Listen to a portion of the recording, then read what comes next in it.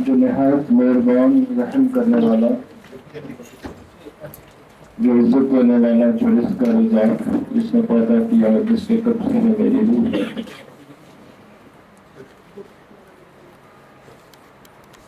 आज जो हमारे पास टॉपिक है वो है cerebral policy, CP.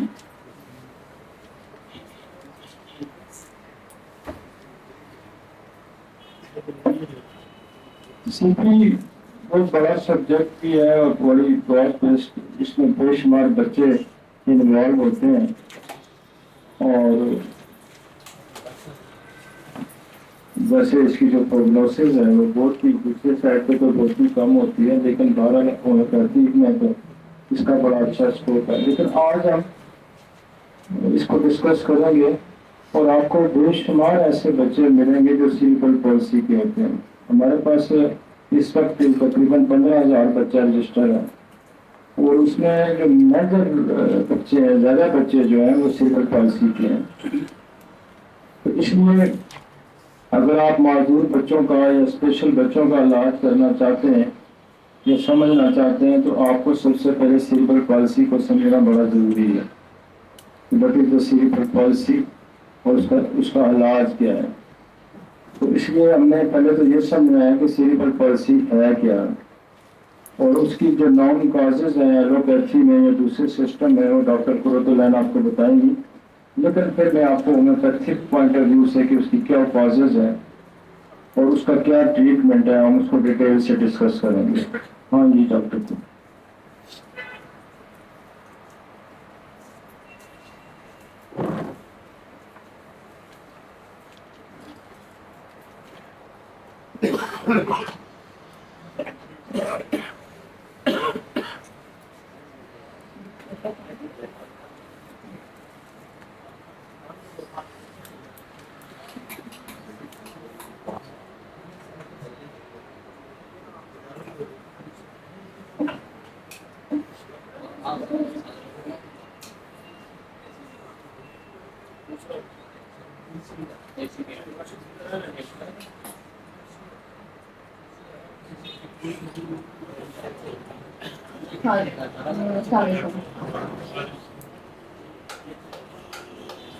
Here the topic of discussion is cerebral palsy, and cerebral palsy is actually a broad term. Okay, ये कोई एक आप disease को नहीं कह सकते, it come under umbrella of huge diseases, huge disorders, which come under umbrella of cerebral palsy. Next question. Cerebral palsy is actually defined in 1860s by John Hopkins, and who defined cerebral palsy as a little disease because it really affects the little man, infants, so it's called a little disease before in 1860s by John Hopkins. Next. And cerebral is actually the cerebrum. This is your cerebrum and this is cerebellum, and then this is your brainstem. The cerebral palsy is affect most commonly it affects your cerebrum. This is your cerebrum, which is mostly related with your motor function, which is related to your sensory function. आपकी चलने फिरने से आपकी जो movement होती है, तो आपकी सेंसेशंस होती हैं, बेसिकली जो आपका जितना सेरिब्रम है तो वो आपको कंट्रोल करता है। आपकी वॉइस, आपकी स्पीच, आपकी हियरिंग, ठीक है, जितनी भी चीजें होती हैं वो आपका सेरिब्रम कंट्रोल करता है। एंड जो सेरिबेलम है, इट इज बेसिकली जो है वो आपकी पोस्चरिंग के साथ जो है वो आपका कनेक्ट होता है कि आप जो है मूव किस तरह करते हो, आपकी जो है वो हीरिंग किस तरह के साथ जो है वो कॉन्शियस ओरिएंटेड होते हो, एक टैक्सिक गेट तो नहीं होता, आप किस तरह आपकी गेट नॉर्मल होती है।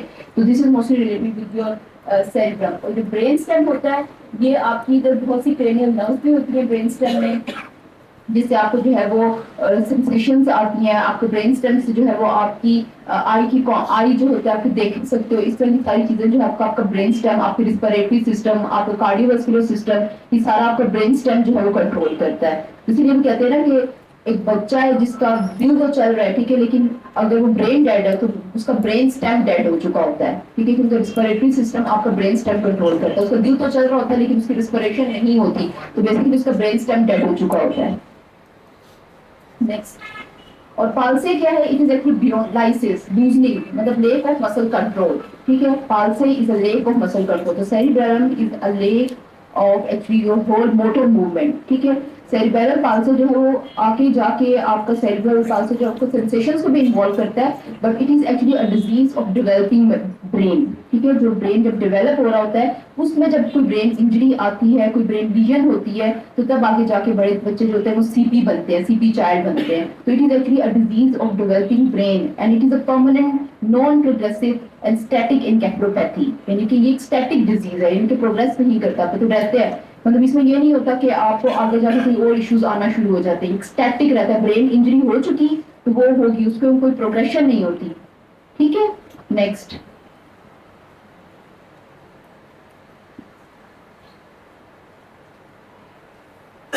As I already told you that it is actually a motor function disorder। ये आपके जो मोटर फंक्शन होता है, जो आपके दिमाग में दो किस्म के मैटर्स होते हैं, that is a grey matter and then there is a white matter. जो ग्रे मैटर होता है दैट इज पॉसिबली आपका जो है वो इन्वॉल्व होता है आपके थिंकिंग प्रोसेस के साथ, आपकी प्रोप्रियोसेप्शंस के साथ, आपकी सेंसेशंस के साथ, आपकी हियरिंग के साथ, जितनी भी चीजें होती है मोटर फंक्शन के साथ आपका grey matter most commonly involve होता है, जो आपकी ग्रॉस मोटर मूवमेंट्स को कंट्रोल करता है। ठीक है, जबकि फाइन मोटर मूवमेंट्स होती है that is will control by the white matter. ठीक है, तो एक बेसिकली जो आपका सेरेब्रल पाल्सी है वो आपके ग्रे मैटर को जो आपको इन्वॉल्व करता है, आपके सेरेब्रल कॉर्टेक्स को इन्वॉल्व करता है, जो कि थिंकिंग प्रोसेस के साथ जो है वो इन्वॉल्व होता है, जो आपकी इंटेलेक्चुअल एबिलिटीज के साथ जो है इन्वॉल्व होता है, दैट्स ग्रे मैटर। तो cerebral palsy usually affect the grey matter of the brain and it is a non-progressive brain lesion. It is present at birth or shortly thereafter. इनके birth पे भी होता है, before birth भी injury हो सकती है। इंट्रायूट्राइन भी इन आप में जो है वो हो सकता है कि इंट्रायूट्राइन मदर के अंदर बिकॉज ऑफ कोई प्लेसेंटल इंसफिशिएंसी है, कोई इनग्रोइंग ब्रेन जो है वो congenital malformation of the brain है, या फिर आफ्टर बर्थ जो है वो इंजरी हो सकती है, ड्यूरिंग डिलीवरी इंजरी हो सकती है, बर्थ हाइपोक्सिया हो सकता है, तो उसकी वजह से भी इंजरी हो सकती है। अब जो सेरेब्रल पाल्सी है ये डिफरेंट जो है वो इराक के लोग और डिफरेंट साइंटिस्ट डिफरेंट तरीके से इसको डिस्क्राइब करते हैं। कुछ लोग कहते हैं कि सेरेब्रल पाल्सी जो है वो आप उसको लेस देन 1 ईयर की एज पे आप उसको कह देते हैं, वो जितनी भी इंजरीज लेस देन 1 ईयर की एज में होंगे उसको सेरेब्रल पाल्सी आप बोलेंगे, सीपी डिफाइन करेंगे। लेकिन किसी जगह पर ये भी कहा जाता है कि इट में अगर 2 to 5 इयर्स ऑफ एज पे और 3 इयर्स पे एज पे, क्योंकि आपका जो ब्रेन है 80% डेवलप होता है at the age of 5 years. Adult brain के 80% जो है वो आपका brain at the age of 5 years develop हो चुका होता है। और बहुत सी ये रिसर्चेज आती है कि आपका ब्रेन जो है वो कंटिन्यूसली ग्रो करता रहता है till at the age of 21 to 25 years of age. तो सेरेब्रल पाल्सी जो है वो उस वक्त भी हो सकता है, बट दिस टर्म की उसके उस वक्त जो आपकी ब्रेन में हाइपोक्सिक इंजरी होगी वो सेरेब्रल पाल्सी के अंदर नहीं आएगी। Cerebral palsy is basically qualified to the children.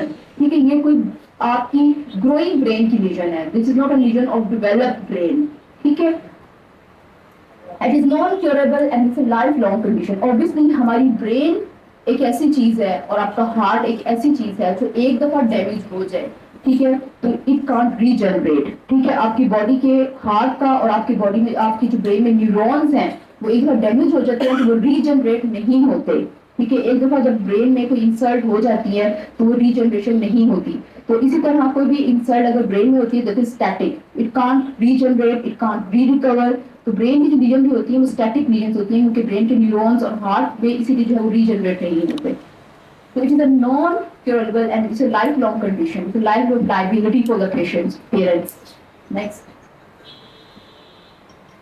Effects क्या होते हैं? बेसिकली मोटर मूवमेंट को, आपकी पोस्चरल मूवमेंट को बेसिकली जो है वो अफेक्ट करते हैं, आपकी पोस्चर को अफेक्ट करते हैं, आप चल नहीं सकते हो ठीक तरीके से, आपकी मोटर डिसेबिलिटीज को अफेक्ट करते हैं।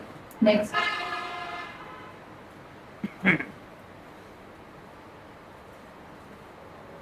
जो 70% ऑफ सेरेब्रल पॉल्सीज है ना वो बिफोर बर्थ हैं।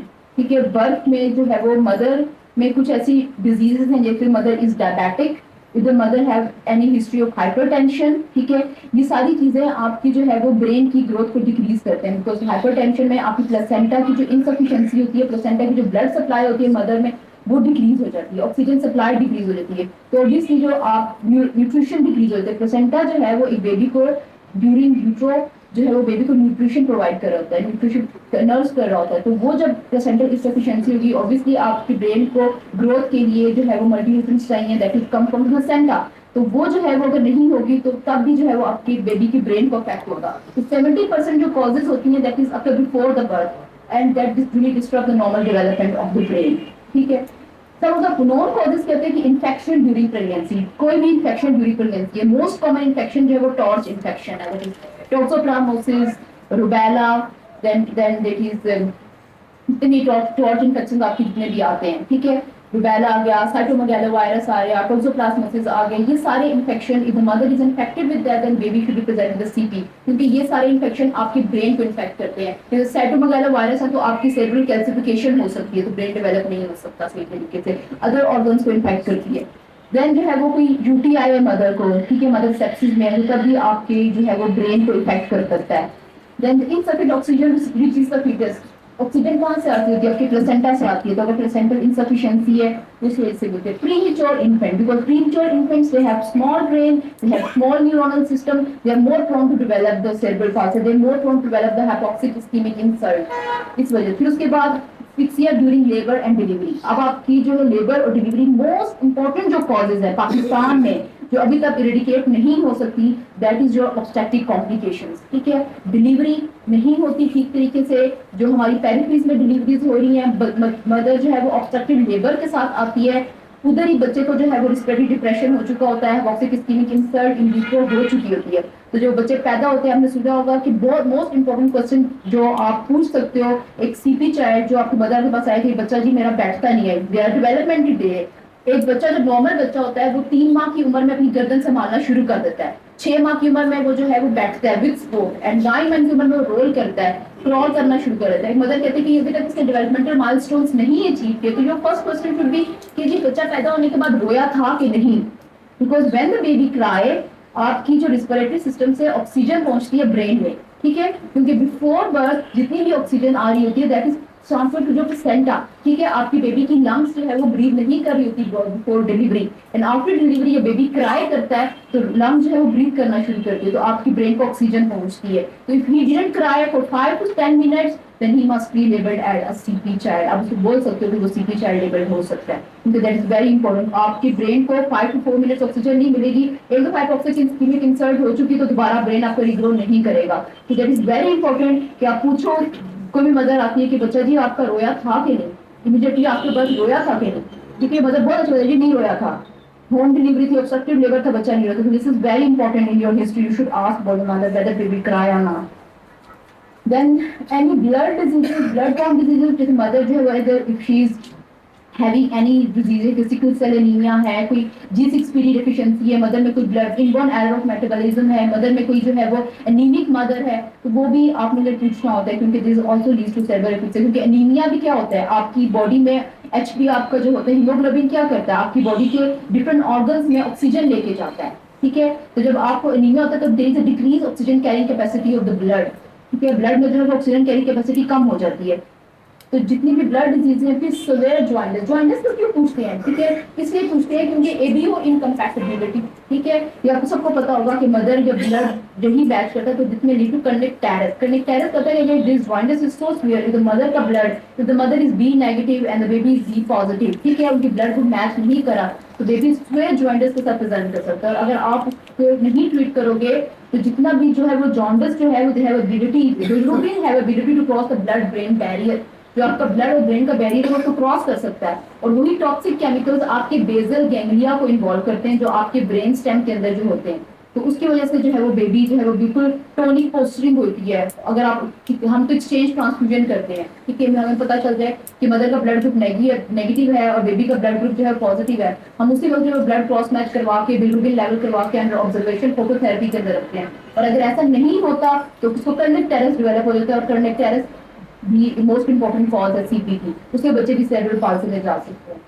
Then other birth defect क्या हो सकते हैं कि there is a hydrocephalus, if there is a meningomalocele, ठीक है जी, इधर से anencephaly, छोटा ब्रेन था बच्चे का, ठीक है, कोई आपकी जो है वो पीछे बताते हुए किसी कमर में थोड़ा था, इस तरह की चीजें, ब्रेन की डेवलपमेंट नहीं हुई, वेंट्रिकल सही तरीके से नहीं बने आपके ब्रेन के, क्योंकि ऑब्स्ट्रक्शन हो चुकी है तो ब्रेन ग्रो ही नहीं किया, आपका सारा पानी पड़ा होता है, ग्लूकोमलेशिया इसको कहते हैं. आप तो ब्रेन का अल्ट्रासाउंड करवाते तो सारा आपके वेंट्रिकल डायलेट पड़े हुए होते हैं, ब्रेन बना ही नहीं होता.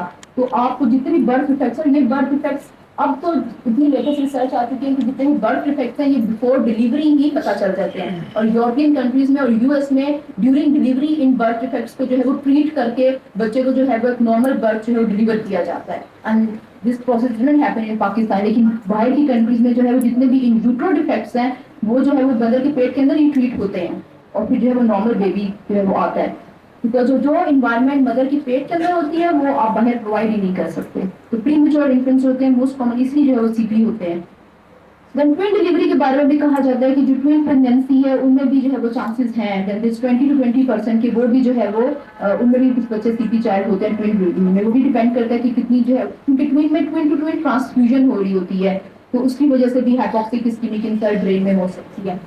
Then acquired CP 10% of the children। वो acquired CP कौन से होते हैं, यानी कि acquired CP वो हो सकते हैं कि एक बच्चा बिल्कुल नॉर्मल पैदा हुआ, ठीक है, उसको क्या होगा कि he developed sepsis, ठीक है, सेप्सिस की वजह से मेनिंजाइटिस हो गया, मेनिंजाइटिस की वजह से क्या होगा हाइपोक्सिक इस्कीमिक इंसल्ट ब्रेन में, ठीक है, तो उसकी वजह से फिर उसके बाद वेंट पे रहा काफी अरसा, तो बच्चा वेंट पे रहता है, जब बार बार बच्चा कोलैप्स करता है, बार बार बच्चे को रिसक्सिटेट करते हो तो बार बार बच्चे को हाइपोक्सिक इस्कीमिक इंजरी हो रही होती है, तो उसकी वजह से भी बच्चे जो है वो दैट इज एक्वायर्ड इंजरी जो आप खुद दे रहे हो, तो उसकी वजह से भी बच्चे जो है वो सीपी होते हैं, दैट इज ओनली 10%। और जिसमें अगर after birth due to injury that occur during the first 2 years of life, जो पहले 2 साल में जो है वो कहा जाता है कि होती है, तो तब आप लोग कह सकते हैं। तो next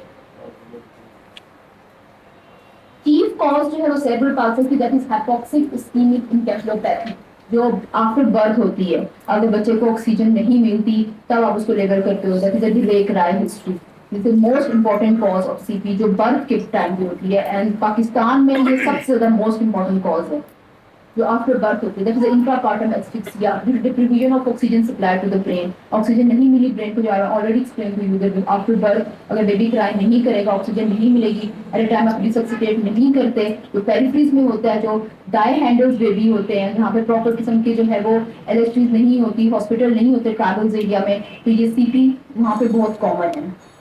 next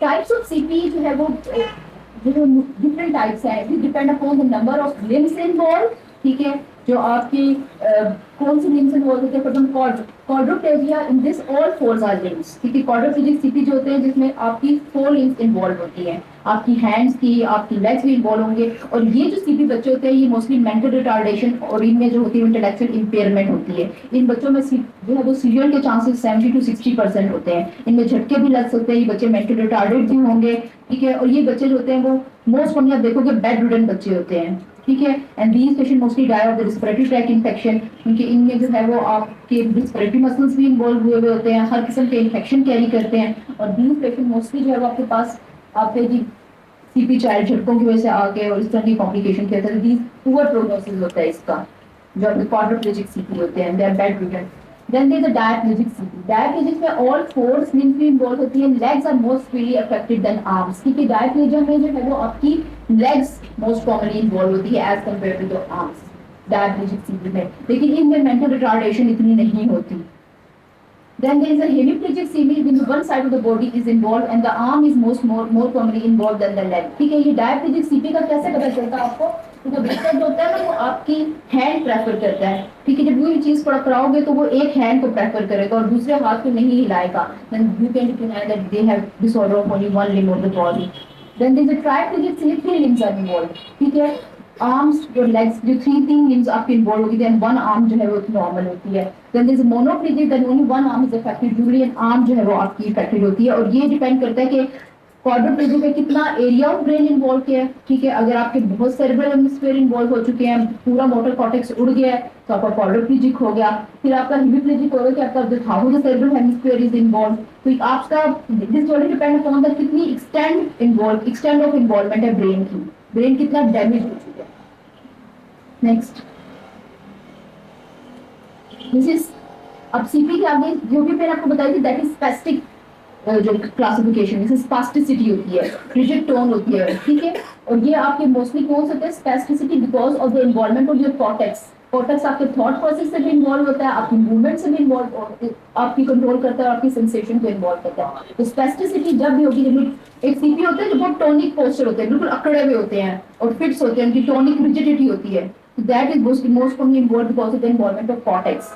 Then if the basal ganglia involved, then these patients will present with the epidosis। Epidosis क्या होता है कि this is abnormal movement of the body। आपकी बॉडी की हैंड्स की या फिर लेग्स की जो है वो आपकी ट्रंकल एरिया की एबनॉर्मल मूवमेंट होती है। And then there is ataxic gait because of the अगर आपका सेरिबैलम इन्वॉल्व है तो that is ataxic gait. Ataxic gait क्या होती है कि ठीक तरीके से चल नहीं सकती, this is waddling gate.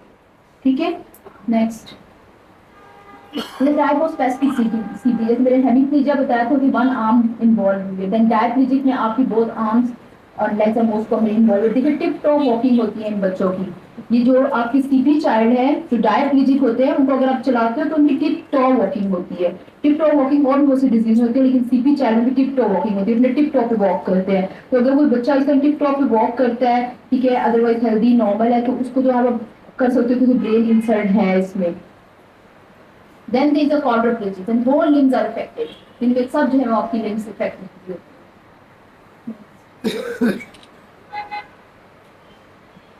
Then classification on the basis of movement disorder. I already जो spasticity CP होती है मैं आपको पहले बता चुकी हूँ कि इसमें muscle tone जो है वो basically आपकी affect हुई होती है, muscles में आपके stiff हुए हुए होते हैं। Spasticity के मतलब ये muscle stiff है।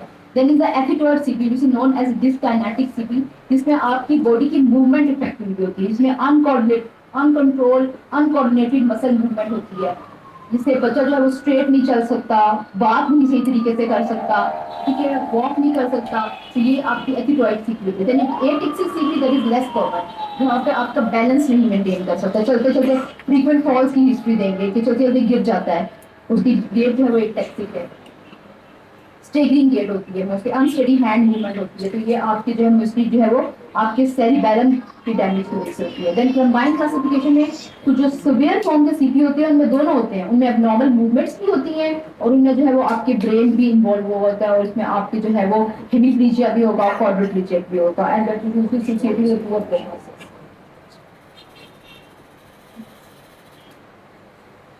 The symptom of CP, the most important symptom of CP is a posture और बैलेंस प्रॉब्लम। ठीक है, यानी कि अपना पोस्चर ही मेंटेन नहीं कर सकते, अपना बैलेंस भी मेंटेन नहीं कर सकते।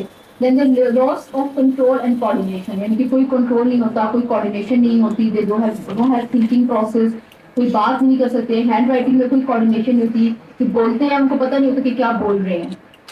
नेक्स्ट है वो abnormal muscle tone. Abnormal muscle tone होती है कि नॉर्मल मसल टोन जो होती है वो नहीं होती, या फिर वो बिल्कुल हाइपोटोनिक होंगे या फिर हाइपरटोनिक होंगे, क्योंकि टोन बहुत इंक्रीज हो जाएगी या फिर टोन होगी नहीं, लॉस ऑफ टोन होगी, बिल्कुल हाइपोटोनिया होगा। एबनॉर्मल स्ट्रेंथ होती है, इनके रिफ्लेक्सेस मोस्टली जो है वो आपकी सीपी में जो है वो अपर मोटर न्यूरॉन लीजन होती है। लोअर मोटर न्यूरॉन लीजन कौन सी होती है? जो आपके मसल्स के लेवल पे, जहाँ पे आपके मोटर न्यूरॉन्स जो आपके मसल्स के लेवल पे, यानी कि आपके ट्रैक्स डैमेज हुए हैं, सेरिबैलर या स्पाइनल ट्रैक्स। लेकिन अपर मोटर न्यूरॉन लीजन क्या होती है? जो आपके ब्रेन में जाके जो है वो न्यूरॉन्स डैमेज हुए होते हैं। तो आप इनके रिफ्लेक्सेस जो होते हैं मोस्टली ब्रिस्क होते हैं, जब आप उसके रिफ्लेक्स इनिशिएट करते हो तो ब्रिस्क रिफ्लेक्सेस होते हैं। देन persistent और मोटर डिले होते हैं, मोटर डेवलपमेंटल डिले होते हैं, इनकी इनमें मोटर जो है वो माइलस्टोन, जो नॉर्मल माइलस्टोन जो बच्चा नॉर्मल एज में अचीव करता है वो ये नहीं अचीव करता। ये कि 1 ईयर की एज पे जो बच्चा चलना शुरू हो जाता है, ये बच्चे चलते नहीं है, ठीक है, ये बैठना नहीं शुरू करते, ये बिल्कुल हाइपोटोनिक होते हैं, ये गर्दन नहीं संभालते। And then there is a cognitive defect. Cognitive defects क्या होते हैं? That is usually involve your thinking process, आपके सोचने से, आपके समझने से जो आपकी प्रोसेस होती है वो इन बच्चों के अंदर नहीं होती। नेक्स्ट, अर्ली साइंस क्या हो सकते हैं कि आप एक बच्चा सीपी साइड में, अर्ली साइन आप कैसे डिटेक्ट करते हैं कि बच्चा जो है आपके सीपी चाइल्ड बनेगा? देन बच्ची जो बच्चा या बहुत स्ट्रिक्ट होता है या फिर उसका फ्लॉपी पोस्चर होता है। एक नॉर्मल बच्चे का ऐसा पोस्चर होता है कि वो अपनी हैंड्स की मूवमेंट कर रहा होता है, पाँव की मूवमेंट कर रहा होता है, लेकिन ये फ्लॉपी बच्ची है, कोई मूवमेंट नहीं होती, यू शेप पोस्चर होता है इनका। देन बॉडी स्टिफनिंग होती है, लेकिन बहुत रिजिड बॉडी होती है, ठीक है, बहुत ज्यादा लिथार्जिक होंगे, ठीक है, हाई पिच क्राई होती है, ठीक है। जब भी आपकी ब्रेन की इन्वॉल्वमेंट होती है तो मोस्टली बच्चे जो है वो बहुत हाई पिच क्राई के साथ प्रेजेंट करते हैं। तो फिर हम लोग जो नॉर्मल इन्फेंट्स होते हैं उनमें हम लोग जो होगा मोरल रिफ्लेक्स होता है, जो हम लोग नॉर्मल इन्फेंट्स में चेक करते हैं कि whether there is involvement of brain. तो मोरल रिफ्लेक्स में आगे बताऊंगी कि कैसे मोरल रिफ्लेक्स करते हो। अगर मोरल रिफ्लेक्स बहुत ज्यादा एग्जैजुरेटेड है तो इसका मतलब ये है कि आपके बच्चे में कोई सीएनएस इन्वॉल्वमेंट है या फिर इन्फेक्शन है या कोई इस तरह की चीजें इन्फेंट्स में, ठीक है। और जो एक्सेसिव, जो हमारे पास हाइपोक्सिक इस्कीमिक एन्केफेलोपैथी है mostly lead to cerebral palsy, इसकी 3-4 ग्रेडिंग भी होती हैं। ग्रेड 1 जो होता है और उसमें आपकी बहुत एक्सेसिव कराए होती है बच्चे की। ग्रेड 2 जो होता है बच्चा जो है उसमें पैरासिम्पैथेटिक नर्वस सिस्टम इन्वॉल्व होता है, वो लिथार्जिक होगा, उस पर फिट्स पड़े होंगे। ग्रेड 3 जो है टॉक्सिक इस्कीमिक इंसल्ट होती है, वो कोमा में होते हैं बच्चे। ठीक है, तो जब भी बच्चे आपके पास डिले कराए के साथ प्रेजेंट करते हैं तो उनको 3 ग्रेड्स में आप लोगों को क्लासिफाई कर सकते हो। ग्रेड 1, अगर बच्चा जो है बहुत इरिटेबल है, जिटरी हो रहा है, ठीक है, और जो है वो एक्सेसिव क्राई है, तो आप उसको बोलोगे इसका ग्रेड 1 एस्फिक्सिया है। ठीक है, ग्रेड 2 में क्या होता है कि बच्चे को फिट्स पड़ना शुरू हो गए हैं, तो that is a grade 2 asphyxia. Grade 3 के बच्चे जो आते हैं वो आफ्टर डिलीवरी मूवमेंट करते ही नहीं है, सिर्फ उनकी रिस्पिरेशन चल रही होती है, ना वो क्राई करते हैं 1.5 2 3 घंटे तक उनकी कोई क्राई नहीं होती, तो वो that is labelled as grade 3 asphyxia and you associated poor prognosis. Grade 2 भी रिवर्सल हो जाती है। ठीक है, ग्रेड 1 की भी रिवर्स, ग्रेड 2 जो है ग्रेड 1 में रिवर्स होके आ सकता है, लेकिन ग्रेड 3 वाले जो बर्थ एस्फिक्सिया वाले पेशेंट्स होते हैं वो नहीं आते। अब जो है वो नई लेटेस्ट रिसर्च आई जो हमने हॉस्पिटल्स में यूज करना शुरू कर दी है, तो जो बर्थ एस्फिक्सिया वाले बच्चे हैं जिनको हमें पता होता है कि ये डिले क्राई के साथ प्रेजेंट हुए हैं, उनको हम वॉर्म नहीं करते। ठीक है, उनको हम लोगों ने कुछ ऐसी हमारे पास मशीन्स हैं जिनमें हम लोग इन बच्चे को जो है प्रॉपर टेम्परेचर के ऊपर ठंडा करते हैं। ठीक है, ताकि ब्रेन की जो मेटाबॉलिक एक्टिविटी है उसको रोका जा सके, क्योंकि जितना ब्रेन मेटाबॉलिकली एक्टिव होगा उतने वो टॉक्सिन प्रोड्यूस करेगा और उतने ब्रेन इंजरी को ज्यादा डर, आप ब्रेन डैमेज होने का डर होता है। तो इसलिए एक हाइपोथर्मिक इन्वायरमेंट हम लोग क्रिएट करते हैं, बच्चे को जो है वो हम लोग को 24 आवर्स एक ऐसी मशीन में रखते हैं जो बच्चे को बिल्कुल ठंडा किया जाता है, तो बिल्कुल ठंडा हो जाता है, और फिर उसके बाद आहिस्ता आहिस्ता बच्चे का टेम्परेचर जो है वो लो डाउन किया जाता है। तो उससे ये होता है कि सीपी के जो है वो रिवर्सल के चांसेस हो सकते हैं। ये आजकल जो है वो लेटेस्ट चीजें जो हम लोग अब यूज करना शुरू की है हमने पिल्स में। जो हमारे पास बच्चे जो डिले कराए के साथ जो सीपी चाइल्ड आते हैं उनमें हम लोग जो है वो हाइपोथर्मल इन्वायरमेंट में, वैसे तो ये इंडिकेशन है कि कोई बच्चा पैदा हो रोए तो उसको फौरन वार्म करो, हाइपोथर्मिया नहीं करनी। लेकिन जो बच्चे डिले कराए के साथ आपके साथ प्रेजेंट करते हैं उनको जो है वो वार्म नहीं करना होता, वार्मर के अंदर नहीं रखना होता, ताकि ब्रेन जो है वो थोड़ी देर के लिए मेटाबॉलिकली इनएक्टिव हो, ताकि वो एक्ट ना करे और हम जो जितनी भी स्कीमिक इंसल्ट हुई है उसको रिवर्स कर सके। देन हाई पिच क्या होगी, सीजरिंग ऑफ लेग्स। ठीक है, जब उस बच्चे को जो सीपी चाइल्ड होते हैं उनको खड़ा करते हैं तो उनकी लेग्स में सीजरिंग होना शुरू हो जाती है। देन वीक सक एंड टंग थ्रस्ट, यानी कि सकिंग और फीडिंग डिफिकल्टीज भी होती है। पुअर हेड कंट्रोल होता है, यानी आप बच्चे को सीधा करके लटाओगे at the age of 3 months तो हेड कंट्रोल आता ही नहीं है उनमें, बिल्कुल लेथार्जिक और हाइपोटोनिक होते हैं।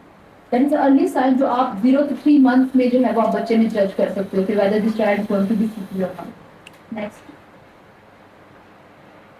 देन एबनॉर्मल और प्रोलॉन्ग रिफ्लेक्सेस, जो नॉर्मल बच्चे होते हैं जिनके आपका मोरो रिफ्लेक्स आता है। नेक्स्ट है that is a Moro reflex. ठीक है, मोरो रिफ्लेक्स जो होता है वो आपका मोस्टली जो है वो 4 मंथ्स की एज पे चला जाता है, लेकिन जो सीपी बच्चे होते हैं उनका मोरो रिफ्लेक्स जो है वो 4 मंथ्स की एज पे नहीं जाता। मोरो रिफ्लेक्स आप कैसे चेक करते हो कि जो बच्चे की सर्वाइकल वॉल फिबरी होती है उसकी नेक को आप एक्सटेंड करते हो। ठीक है, एक्सटेंड करने के बाद जैसे आप उसको छोड़ते हो तो ये उसके अंदर रिस्पॉन्स आता है कि बिल्कुल आर्म जो होती है वो फ्लेयर हो जाती है। ठीक है, ये एक मोरो रिफ्लेक्स है, जो एक नॉर्मल बच्चा होता है इस तरह का एक मोरो रिफ्लेक्स होता है। लेकिन जो सीपी बच्चे होंगे यहाँ से आप नेक एक्सटेंड करके छोड़ोगे तो वो कुछ नहीं करेगा, उसके हाथ उसी तरह लटके रहते हैं। ठीक है, तो ये एक इंडिकेशन है कि आपका ब्रेन डैमेज हो गया है। नेक्स्ट,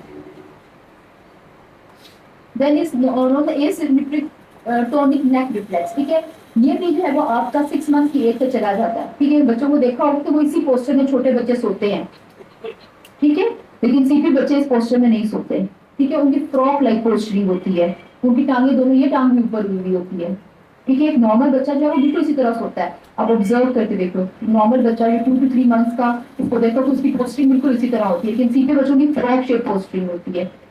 एंड दिस रिफ्लेक्स जो है वो आपका 6 मंथ्स की एज पर 7 मंथ्स की एज में चला जाता है, लेकिन सीपी बच्चों में ये रिफ्लेक्स परसिस्ट करता है। Next, then placing reflex. Placing reflex क्या होता है कि जब अब 4 डेज की एज पे जो है वो प्लेसिंग रिफ्लेक्स आपका अपीयर होता है। तो आप छोटे बच्चे को जब किसी भी जो है वो हर्डल पे या किसी भी चीज को करोगे तो वो अपनी टांगे मूव करने की कोशिश करता है, उस ऊपर चढ़ने की कोशिश करता है, लेकिन सीपी बच्चे जो होते हैं उनमें ये रिफ्लेक्स नहीं होता। ठीक है, वो बिल्कुल हाइपोटोनिक होंगे, वो अपनी मूवमेंट, अपनी लेग्स की मूवमेंट शुरू नहीं करेंगे। जिसको हम स्टेपिंग रिफ्लेक्स भी कह सकते हैं कि वो टच करने के, वो ग्राउंड को टच करने की और नेक्स्ट स्टेप जो है वो लेने की कोशिश करते हैं। ठीक है, ये रिफ्लेक्स जो है आपका एट द एज ऑफ 6 या 7 मंथ्स चला जाता है। ठीक है, लेकिन सीपी बच्चों में ये रिफ्लेक्स होता ही नहीं है। नेक्स्ट, देन लेट साइंस क्या हो सकते हैं कि ये बच्चे जब अगर चलते भी हैं तो इनमें टिप टॉप वॉकिंग होती है, ठीक है, बिल्कुल अपने जो है वो आपकी हील जो है वो लगाते ही नहीं है ग्राउंड के साथ, तो टिप टॉप वॉक करते हैं। Then plantar response is extensor, आपका जो प्लांटर रिस्पॉन्स होता है दैट इज रिफ्लेक्सर, जब आप 1 ईयर की एज के बाद जब आप रिफ्लेक्सेस चेक करते हो तो आपका प्लांटर रिस्पॉन्स होता है वो नीचे की तरफ होता है, फ्लेक्शन रिस्पॉन्स होता है। लेकिन इन बच्चों का जो है विभिन्न रिफ्लेक्स में हम लोग कहते हैं कि प्लांटर रिस्पॉन्स अपवर्ड होते हैं प्लांटर जिसके, तो इसका मतलब ये प्लांटर अपवर्ड होने का मतलब क्या है कि आपकी ब्रेन की इन्वॉल्वमेंट हुई है, आपकी ब्रेन में कोई इंसर्ट हुई है, तो एक्सटेंसर रिफ्लेक्सिव डिस्क होते हैं तो उसके साथ प्लांटर्स अप गोइंग होते हैं। तो इन बच्चों में जो है वो हमेशा प्लांटर अप गोइंग ही रहते हैं, डाउन गोइंग नहीं होते। और उसके बाद क्या होता है कि हाइपोटोनिसिटी होती है, क्लैप्स लाइक हाइपोटोनिसिटी। क्लैप्स लाइक हाइपोटोनिसिटी कैसी होती है कि जब बच्चे को तो पहले तो खींचते रहो तो वो होता ही नहीं है, लेकिन एकदम से जब छोड़ते तो वो एक जाके यूं लगता है, that is a clap like. ये भी इन बच्चों में होते हैं और ये इतनी स्ट्रॉन्ग हाइपोटोनिया हो जाता है कि इनमें बच्चों में कंट्रैक्चर्स बनना शुरू हो जाते हैं, जिनमें प्रॉपर फिजियोथेरेपी नहीं की जाती, जो माएँ नहीं ख्याल रखती, सीपी बच्चों को छोड़ देती हैं, वो आपके पास कॉन्ट्रैक्चर्स के साथ और बुरी हालत में आते हैं, बहुत बुरी हालत में सीपी बच्चे आते हैं। उनके लेग से कॉन्ट्रैक्चर बने हुए होते हैं, उनकी नेक एकदम स्टिफ हो चुकी होती है, टांगों के कॉन्ट्रैक्चर्स बने हुए होते हैं। तो इन बच्चों में प्रॉपर फिजियोथेरेपी, चेस्ट फिजियोथेरेपी, इन चीज़ों की बहुत ज़रूरत होती है। देन स्मॉल हैंड्स और फुट, आपके हाथ भी बहुत छोटे छोटे होते हैं। फिर डिले स्पीच होती है, ये बच्चे बोलते भी बहुत देर बाद है, बोलते भी नहीं है, ठीक है, नॉर्मल जो है वो वॉइस होती है इन बच्चों में। Next tip top walking. Next then behaviour problems क्या हो सकते हैं कि they have poor ability to concentrate, they irritable होंगे, आप जो है वो कंसंट्रेट नहीं कर सकते, ये वो सी डायप्लेजिक जो होते हैं और जो हेमीप्लेजिक सीपीज होते हैं ये उनमें होता है कि इनकी एबिलिटी जो है वो कंसंट्रेट नहीं कर सकते, इंटेलेक्चुअली इंपेयर्ड होते हैं। एसोसिएटेड प्रॉब्लम सीपी के साथ क्या हो सकती है, डेरिवेटिव है दैट हियरिंग और विजुअल प्रॉब्लम्स, ठीक है, हो सकता है कि सुन नहीं सकते, कुछ बच्चे ऐसे होते हैं जो देख भी नहीं सकते। फिर वो कहते हैं कि सेंसरी इंटीग्रेशन प्रॉब्लम्स, ठीक है, सेंसरी नर्वस सिस्टम जो है इनका डैमेज हो सकते हैं, they are failure to thrive, they are feeding problems, obviously जो है वो ये खुद फीड नहीं कर सकते, इनकी सक अच्छी नहीं होती, तो उसकी वजह से इनकी फीडिंग प्रॉब्लम्स भी होती हैं, जिसकी वजह से वेट कम होता है, मैल नरिश्ड होते हैं, and bladder and bowel control भी नहीं होता इन बच्चों में, ठीक है, ना तो उनको पता होता है कि when they have to pass the stool, ना when they have to urinate, उनको कुछ भी नहीं पता होता। They have digestive problems होते हैं कि these patients have increased gastroesophageal reflux, ठीक है, इन बच्चों में मोस्टली जो सीपी चाइल्ड होते हैं वो उनकी कॉज ऑफ डेथ जो होते हैं यही होती है कि दूध पिलाया और छोड़ दिया, और फिर वो गैस्ट्रोएसोफेजियल रिफ्लक्स बहुत कॉमन होता है, जिसकी वजह से बच्चे एस्पिरेट कर सकते हैं, एस्पिरेशन निमोनिया के साथ आते हैं। देन स्केलेटल डिफॉर्मिटीज होती हैं क्योंकि कंट्रैक्चर्स बन चुके होते हैं, तो फाइकोसिस, लार्डोसिस, झुका हुआ स्केलेटन होता है, इसका जब चल नहीं सकते। देन डेंटल प्रॉब्लम्स होती है, ऑब्वियसली डेंटल हाइजीन की कोई केयर नहीं होती, तो इनके अंदर डेंटल प्रॉब्लम्स बहुत ज़्यादा कॉमन होती है। Next then mental retardation and learning disability और सीवियर एपिलेप्सी भी मोस्ट कॉमन होती है सीपी बच्चों के अंदर। दे हैव एपिलेप्टिक, इनमें झटके भी बहुत ज़्यादा पड़ते हैं, लेकिन ये मोस्ट कॉमन जो होते हैं वो क्वाड्रिप्लेजिक सीपी जो होते हैं, इनमें 4 लिम्स इन्वॉल्व होती हैं, उनमें मोस्ट कॉमन जो होता है सीवियर एपिलेप्सी होती है। फिर उन्हें लाइफ लॉन्ग इनको एंटी एपिलेप्टिक ड्रग्स पे रखना होता है। नेक्स्ट डायग्नोसिस जो है जैसे आपकी फिजिकल एग्जामिनेशन पे, फिजिकल एवेल्युएशन पे आप डायग्नोसिस बनाते हो, आप अपनी हिस्ट्री के ऊपर सीपी की डायग्नोसिस बनाते हो। कोई भी ऐसी टेक्निक एमआरआई, सीटी स्कैन की केस में आपको क्या मिलेगा, ज़्यादा आपको सेरेब्रल एट्रोफी मिलेगी, लेकिन आपकी हिस्ट्री मेन चीज होती है सेरेब्रल पाल्सी को डायग्नोज करने के लिए। आप हिस्ट्री की बेसिस के ऊपर माँ अगर ये डिले कराई है, ठीक है, माइलस्टोन्स अचीव ही नहीं हुए तो, और अगर आपको ये बता देंगे कि जी बर्थ पे को जो है वो सेप्सिस था, आईसीयू में एडमिट रहा है, वेंटिलेटर पे रहा है, तो ये सारी चीजें जो है वो बहुत आराम से सीपी को डायग्नोज करने के लिए आपको हेल्प करती है। सिटी स्कैन एमआरआई में अगर आप करवाओगे तो एमआरआई में और सिटी स्कैन में आपको मोस्ट कॉमन आपको सेरेब्रल एट्रोफी मिलती है। सेरेब्रल एट्रोफी कैसे सिटी स्कैन में पता चलता है, सिटी स्कैन पे आपके जो सल्काइज हैं, जो आपके गायराइज हैं, वो बहुत प्रोमिनेंट होना शुरू हो जाते हैं। एक नॉर्मल बच्चे को सिटी स्कैन देखो तो उसमें उसके सल्काई और गायराइज इतने प्रोमिनेंट नहीं होते, लेकिन जो सेरेब्रल एट्रोफी के बच्चे होते हैं उनमें सिटी स्कैन में आपको अच्छे वाला जो कॉर्टेक्स बहुत प्रोमिनेंट नजर आ रहा होता है, तो सेरेब्रल एट्रोफी हो जाती है बिल्कुल सीधी। ईईजी में आपको लो वोल्टेज ईईजी या फिर आपको एपिलेप्टिक चेंजेस मिलती हैं ईईजी में। नेक्स्ट ट्रीटमेंट जो है वो this no specific treatment to cure the cerebral palsy, brain damage can not be corrected, this is a statement, ये एक स्टेटमेंट ऐसी स्टेटमेंट है कि इसको जो है वो अभी तक साइंस जो है वो सीपी के बच्चों को, अब तो ये नई रिसर्चेस आ रही हैं कि कुछ जो है वो इस तरह के न्यूरॉन्स डेवलप हो रहे हैं या कुछ इस तरह के करें कि हम लोग जो है वो बच्चों के अंदर इंजेक्ट करें।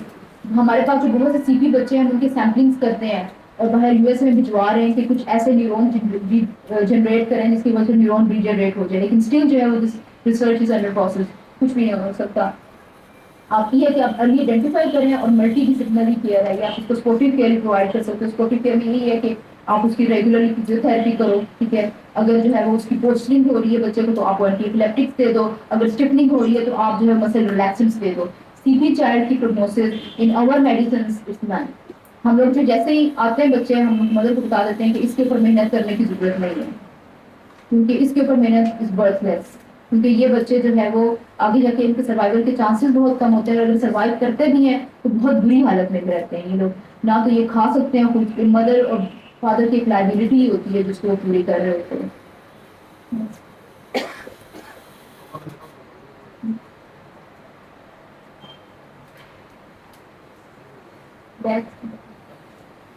ऑलरेडी आपको बता चुकी हूँ कि आपने अर्ली रिकमेंडेशन करनी है, इसकी इंटरवेंशन करनी है, और वही स्पोर्टिव केयर, ऑक्यूपेशनल थेरेपी के फाइन मोटर स्किल्स। आप जो बच्चे जो डायप्लेजिक बच्चे हैं, हेमीप्लेजिक बच्चे हैं, उनको बताएं कि भी राइटिंग करना सिखाएं उनको, इस तरह की चीजें बताएं, लिविंग टास्क बताएं। और जिन लोग बोल नहीं सकते, स्पेशल स्पीच थेरेपी देते हैं उन लोगों की सीपीज चाहे जो हेमीप्लेजिक हैं, जो डायप्लेजिक है, क्वाड्रिप्लेजिक, मोस्टली सीपी जो है वो क्वाड्रिप्लेजिक है। मोस्ट कॉमन फॉर्म जो सीपी है क्वाड्रिप्लेजिक सीपी, उनके ऊपर तो आप इस तरह की कोई चीज नहीं कर सकते। उनमें बेसिकली आप फिजियोथेरेपी कर सकते हो। उन बच्चों की जो है वो लाइफ लॉन्ग फिजियोथेरेपी चलती रहती है, सक्शनिंग करते हो। उनके these patient have increase risk of developing respiratory tract infection, तो इनमें आप भी कहते हैं कि मदर को चेस्ट फिजियोथेरेपी करते रहे, एनजी पास करते हैं हम लोग, ठीक है, बच्चों की, ताकि जो है वो नाक से उसको जो है वो फीड करवाते रहे, क्योंकि ओरल फीड तो ले नहीं सकते, क्योंकि बच्चे मार तो नहीं सकते पेरेंट्स को, उसको किसी ना किसी तरह उनको सर्वाइव करना होता है। और ये बच्चे जो होते हैं मोस्टली बहुत ज्यादा वेट गेन करना शुरू हो जाते हैं, क्योंकि ब्रेन के एरिया को ऐसे भी एरिया को इन्वॉल्व कर सकते हैं जो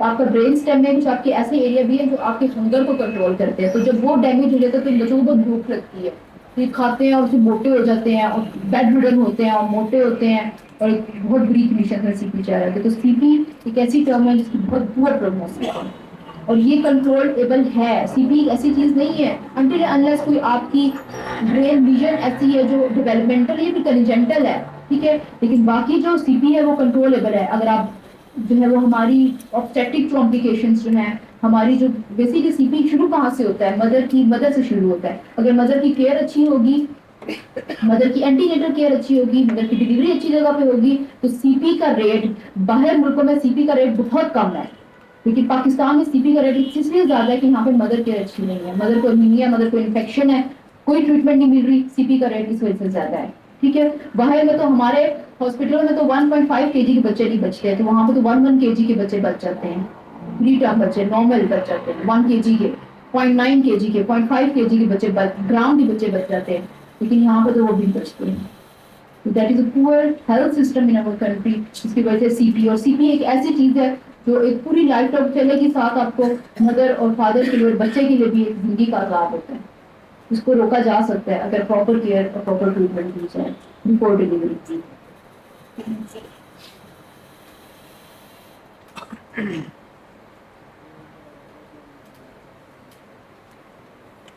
वही होती है कि जैसे जो है वो फिजिकल इंडिविजुअल जो है वो नॉर्मल लाइफ स्पैन से उनका होता है, they have one side of the body is involve and the physical challenges intensify with age. जैसे जैसे एज बढ़ती जाती है उनकी जो है वो मोबिलिटी, उनकी लेंथ स्ट्रेंथ, उनकी फटीग, उनकी स्पेसिफिसिटी इंक्रीज होना शुरू हो जाती है।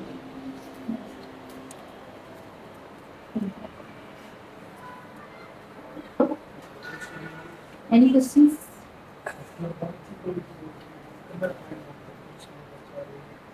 फाइव मिनट्स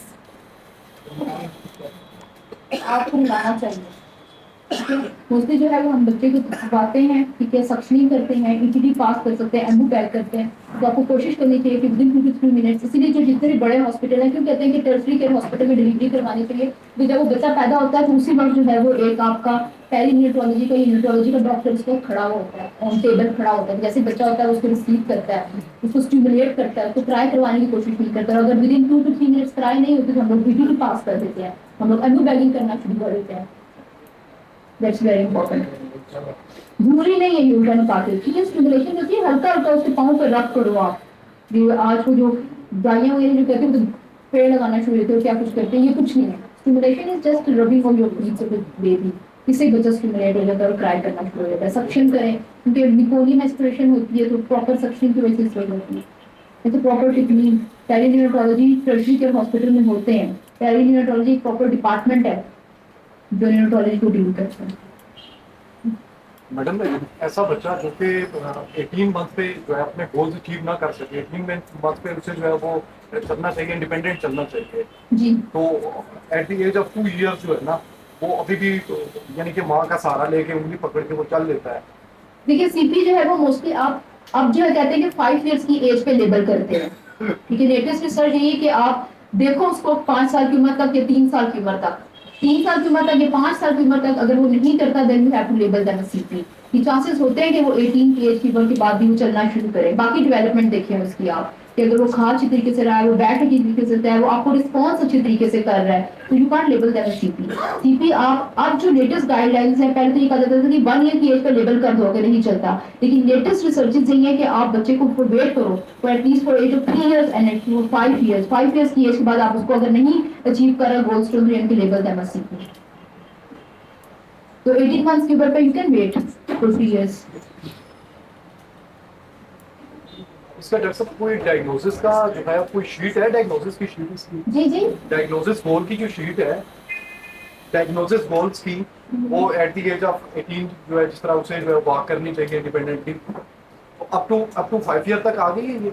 नहीं, वॉकिंग तो आपकी 1.5 इयर्स तक है, 2 इयर्स तक भी चली गई है, लेकिन अगर वो 2 इयर्स तक वॉक नहीं कर रहा तो आप उसको देखो ना क्या हिस्ट्री क्या है उस बच्चे की, डेवलपमेंटल डिले क्यों है, कोई बर्थ एस्फिक्सिया की हिस्ट्री है, कोई सेप्सिस की हिस्ट्री है, कोई इन्फेक्शन की हिस्ट्री नहीं है। अगर फिर भी वो सिर्फ वॉक नहीं कर रहा तो you can rule out other things, कोई उसको विटामिन डी की डेफिशिएंसी तो नहीं है, कोई हाइपरकैल्सीमिया तो नहीं है, ये चीजें रूल आउट करो।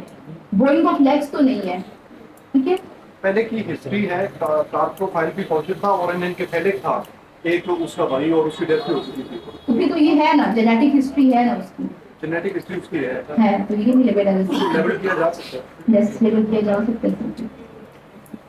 एक होता है degenerative brain disease that is similar to the CP. ठीक है, डीजेनरेटिव ब्रेन डिजीज में ऐसा होता है कि बच्चे बिल्कुल नॉर्मल होते हैं, चलते भी एक एज के ऊपर है, खाते पीते, लेकिन फिर एक ऐसी एज आती है जैसे 5 इयर्स की एज पे वो रिग्रेशन ऑफ माइलस्टोन्स होना शुरू हो जाते हैं, वो चलना छोड़ देते हैं, वो बैठना छोड़ देते हैं, ठीक है, खाना छोड़ देते हैं, और फिर उसके बाद एटलीस्ट फॉर 5-10 इयर्स 10-11 इयर्स की एज पे जाकर वो मर जाते हैं।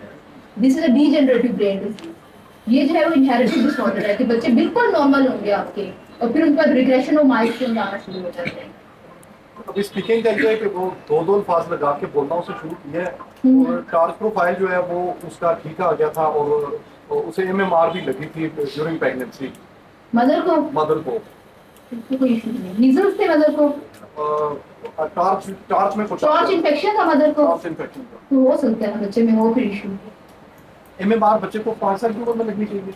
एमएमआर जो है वो एक्सक्लूड हो चुकी है अब, ठीक है, अब तो सिर्फ मीजल्स की लगाते हैं, एमएमआर नहीं लगाते यूरोपियन कंट्रीज। लेकिन अगर आप लगवाना चाहो तो आप लगवा सकते हो, दैट इज 9 मंथ के ऊपर और 15 मंथ के ऊपर एमएमआर लगती है। वो दोनों गुजर चुके हैं, आप उसे कब लगेगी? अब आप लगा सकते हो, आप 5 इयर्स की एज पे लगा सकते हो। तो ये तो आपका कैचअप वैक्सीनेशन आ जाएगी ना, ठीक है, जो उसकी एज थी वो तो गुजर चुकी है, लेकिन कैचअप वैक्सीनेशन पे आप लगवा सकते हो, that is a catch up vaccination.